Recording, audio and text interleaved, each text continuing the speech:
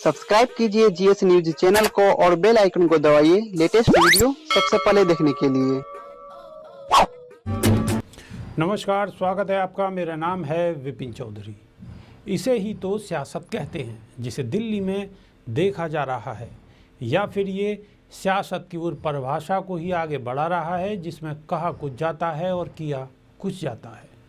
वो दिल्ली जिसे कभी केंद्र की वर्तमान सत्ताधारी पार्टी बीजेपी पूर्ण राज्य का दर्जा दिए जाने का वादा कर रही थी, उसी दिल्ली के पर को बीजेपी के नेतृत्व में ऐसे कतर दिया गया है और अब दिल्ली की सरकार को एलजी की इजाज़त के बगैर उड़ने की इजाज़त नहीं होगी। दरअसल दिल्ली में लेफ्टिनेंट गवर्नर यानी एलजी और मुख्यमंत्री के अधिकारों को स्पष्ट करने वाले विधेयक को संसद के दोनों सदनों से मंजूरी मिल गई है। पहले लोकसभा और अब राज्यसभा ने governor of national capital territory of Delhi amendment bill 2021 को विपक्ष के हंगामे के बीच मंजूरी दे दी। अब राष्ट्रपति के दस्तखत के साथ ही यह बिल कानून बन जाएगा। ऐसे में स्वाभाविक तौर पर दिल्ली की आम आदमी पार्टी सरकार ने इसे लोकतंत्र का काला दिन बताया है।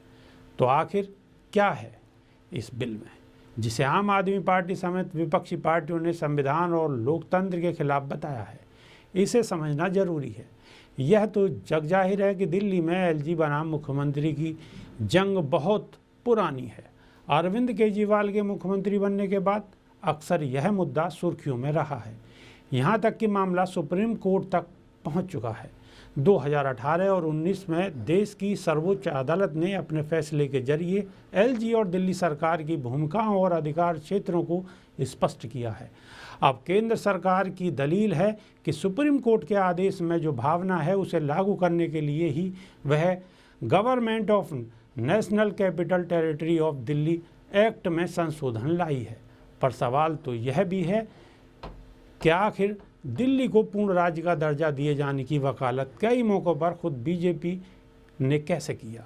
अब संसद के दोनों सदनों से पास हो चुके इस बिल के तहत एलजी का अधिकार क्षेत्र काफ़ी विस्तृत हो गया है। बिल में प्रावधान है कि राज्य कैबिनेट या सरकार किसी भी फैसले को लागू करने से पहले लेफ्टिनेंट गवर्नर की राय लेगी। बिल के मुताबिक सबसे बड़ी बात यह है कि दिल्ली विधानसभा के बनाए किसी भी कानून में सरकार से मतलब एलजी से होगा। एलजी को सभी फैसलों, प्रस्तावों और एजेंटों की जानकारी देनी होगी। अगर एलजी और मंत्रिपरिषद के बीच किसी मामले पर मतभेद है तो एलजी उस मामले को राष्ट्रपति के पास भेज सकते हैं। इतना ही नहीं, एलजी विधानसभा से पारित किसी ऐसे बिल को मंजूरी नहीं देंगे जो विधायिका के शक्ति क्षेत्र से बाहर है।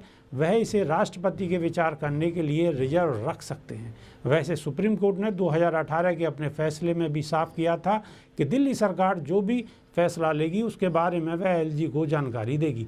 पर फैसले में खास ये था कि इसके लिए एलजी की सहमति जरूरी नहीं थी। हालांकि अब बिल के तहत एलजी को यह अधिकार मिल गया है कि अगर वह मंत्रिपरिषद के किसी फैसले से सहमत नहीं है तो मामले को राष्ट्रपति के साथ भेज सकते हैं।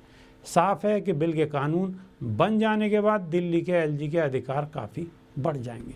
हालांकि केंद्र सरकार का कहना है कि इस बिल को सिर्फ एलजी और दिल्ली सरकार की भूमिकाओं और शक्तियों को स्पष्ट करने के लिए लाया गया है ताकि गतिरोध ना हो। ऐसे में ये माना जा रहा है कि दिल्ली में एक बार फिर से एलजी बनाम मुख्यमंत्री का नया युद्ध शुरू हो जाएगा। जाहिर सी बात है, इससे दिल्ली के विकास में फिर से गतिरोध की स्थिति बन सकती है। अभी के लिए सिर्फ इतना ही। बने रहिए हमारे साथ। नमस्कार। सब्सक्राइब कीजिए जीएस न्यूज चैनल को और बेल आइकन को दबाइए लेटेस्ट वीडियो सबसे पहले देखने के लिए।